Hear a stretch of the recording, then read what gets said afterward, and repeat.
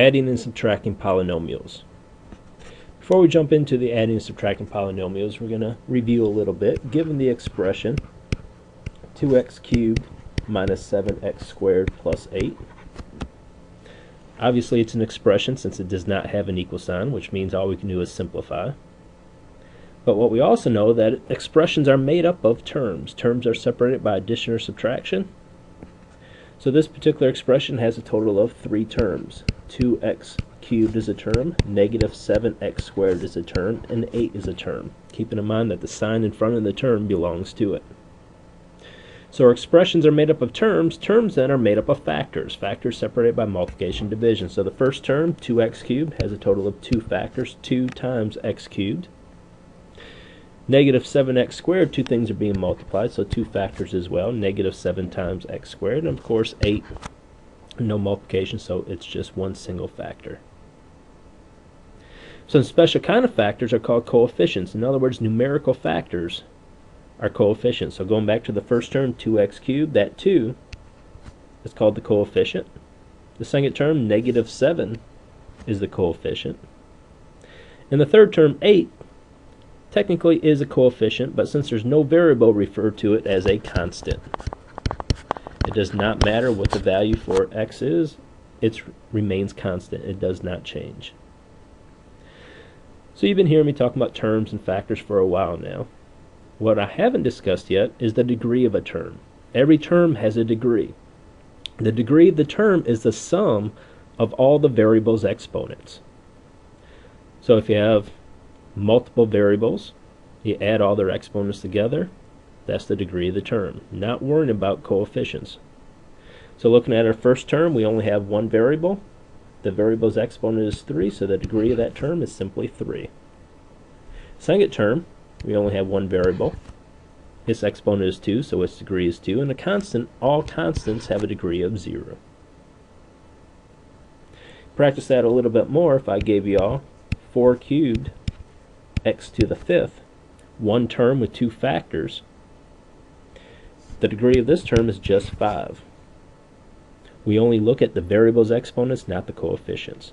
Likewise, if I gave you all 6x squared y z to the 3rd, that's all one term with 4 factors, so the degree of the term, sum of all the variables' exponents, you add up just the variables' exponents.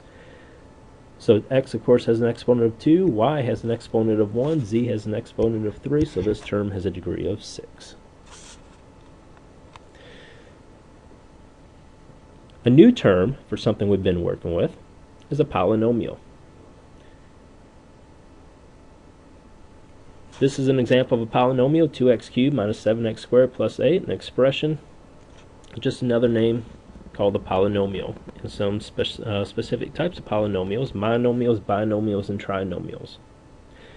Mono, the prefix mono, of course, means 1, so it's a polynomial with 1 term. Binomial, polynomial with 2 terms.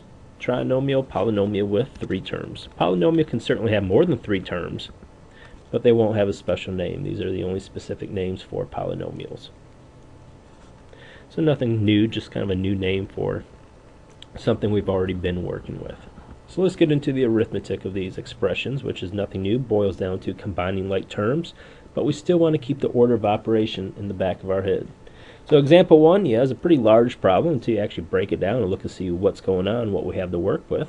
No equal sign, we're not solving, we're just simplifying, so follow the order of operations. The first set of parentheses, we cannot do anything in, no like terms to combine. Same thing as the second set of parentheses. So go on the exponents. The exponent for each set of parentheses is 1. So obviously it's not going to change anything. An exponent is not shown. So it's automatically 1. So nothing to do for exponents. So the next step, order of operation, multiplication. If you look in front of each set of parentheses, we know we may have to distribute something, so we have to look in front. The first set of parentheses, we don't see anything there, so technically what we have to distribute is a positive 1. Well, if we multiply everything inside the set of parentheses by a positive 1, obviously it's not going to change anything, but what that does is it drops that set of parentheses for us. The next set of parentheses. Look in front of it. Once again, all we see is a positive 1 out there, so technically we distribute that positive 1. It's not going to change anything either. but it drops that second set of parentheses. So we've done the multiplication. Obviously we do not have any division to work, so we go on to addition or subtraction, which is nothing more than combining like terms, working from left to right. 36x squared, negative 9x squared, combine to give us 27x squared. 10x, 32x, combine to give us 42x. Negative 11 does not have a like term, so we bring it down along with the negative 4x cubed. So we simplified using the order of operations. Now we just want to write our final answer in something called standard form. We know we have a total of 4 terms in our answer in this polynomial, but we'd like polynomials written in standard form, which means we want the terms written so their degrees are in descending order. So the first term right now that we have written, 27x squared, has a degree of 2, 42x, degree 1, 11, degree 0, and negative 4x cubed, degree of 3. So we want to write that negative 4x cubed first, plus 27x squared, plus 42x, minus 11. Now we have the final answer written in standard form. Example 2, same type of problem.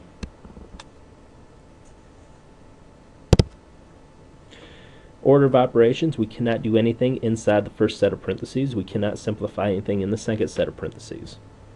Neither set of parentheses is raised to an exponent other than 1, so no exponents to work. So multiplication, looking from the first set of parentheses, nothing's there, so once again, technically we distribute a positive 1. In other words, we just drop that first set of parentheses. The next set of parentheses, you look in front, we see that minus, which is actually a negative 1, where if we multiply something by negative 1, it certainly does change it. So we distribute the negative 1 in the second set of parentheses, giving us negative 6x squared plus 19x plus 23. Now simply combine like terms, do your addition or subtraction. X squared, negative 6x squared, negative 5x squared.